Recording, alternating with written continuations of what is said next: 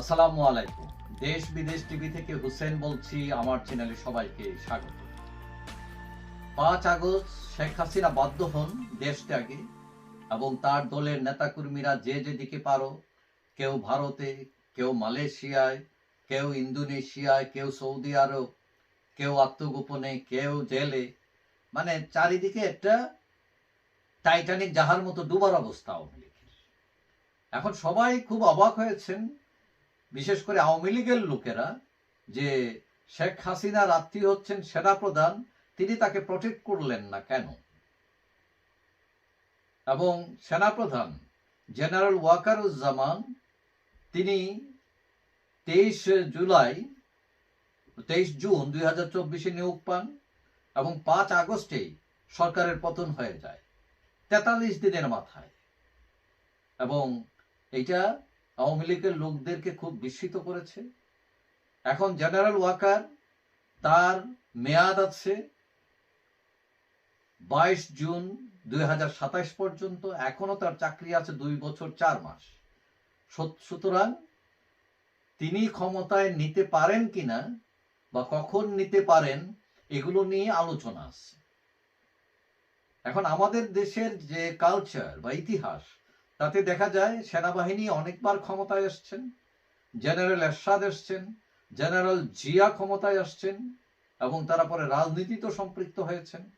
এখন জেনারেল ওয়াকারুজ্জামান সেনাপ্রধান, তিনি চাইলে 5 আগস্ট 2024 ক্ষমতা নিতে পারতেন। তার কাছে খুব ইজি ছিল ব্যাপারটা, কিন্তু তিনি ক্ষমতা নেন না। এখন কয়েকদিন আগে পিলখানা হত্যাকাণ্ডের এক অনুষ্ঠানে তিনি যে বক্তব্য দিয়েছেন, হুঁশিয়ারি দিয়েছেন, এটা টক অফ দ্য কান্ট্রি হয়ে গেছে। তিনি হুঁশিয়ার দিয়ে বলছেন যে আপনাদের হুঁশিয়ার করে দিচ্ছি, পরে আবার বললেন না যে হুঁশিয়ার করি নাই। এখন কাকে হুঁশিয়ারি করলেন তিনি?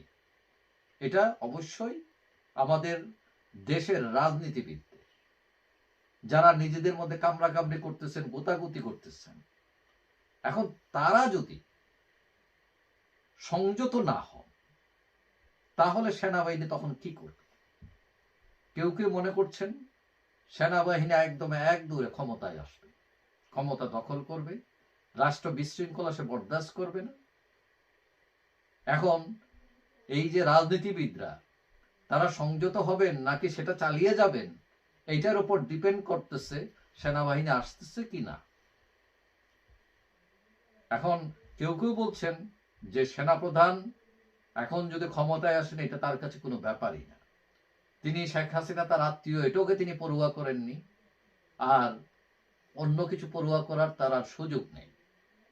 তিনি যেটাকে অগ্রাধিকার দিয়েছেন সেটা হলো সেনাবাহিনীর মতামত, সার্বিক পরিস্থিতি, এবং পরিস্থিতি যদি আরো খারাপ হয়, গোলাট হয়, তাহলে সেনাবাহিনী এক দূরে ক্ষমতা নিবে, এইটা মোটামুটি কনফার্ম।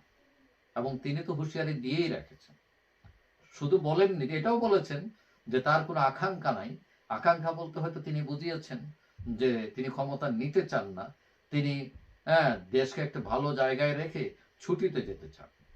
কিন্তু তাকে যদি বাধ্য করা হয়, পরিস্থিতি যদি খারাপের দিকে নেয় রাজনীতিবিদরা, তাহলে সেনাবাহিনী ক্ষমতায় যাবে, মানে এটা 1 মিনিটের ব্যাপার। এখন পরিস্থিতি ভালো নয়, বিশেষ করে আইন শৃঙ্খলা পরিস্থিতি খুবই খারাপ, রাজনৈতিক পরিস্থিতি খারাপ। এখন এটার কোনো ডেভেলপমেন্টও হচ্ছে না। এখন কেউ কেউ মনে করছেন বা টেনশনে আছেন বা উৎকণ্ঠায় আছেন যে সেনাবাহিনী ঘুরে দাঁড়ায় কিনা, চলে আসে কিনা। সেনাপ্রধান হয়তো যে কোনো সময় ঘুরে যেতে পারেন। যাই হোক, আমরা আশা করি দেশে গণতান্ত্রিক সিস্টেম ভালো থাকবে। এটা শুধু সেনাবাহিনীর দায়িত্ব নয়, সকল বাহিনী, দেশের রাজনীতিবিদ, সকলের দায়িত্ব হচ্ছে যে দেশের আইন শৃঙ্খলা, দেশের গণতান্ত্রিক সিস্টেমকে অটুট রাখা। যাই হোক, সবাই ভালো থাকবেন। আশা করি দেখা হবে অন্য কোনো ভিডিওতে, ইনশাআল্লাহ।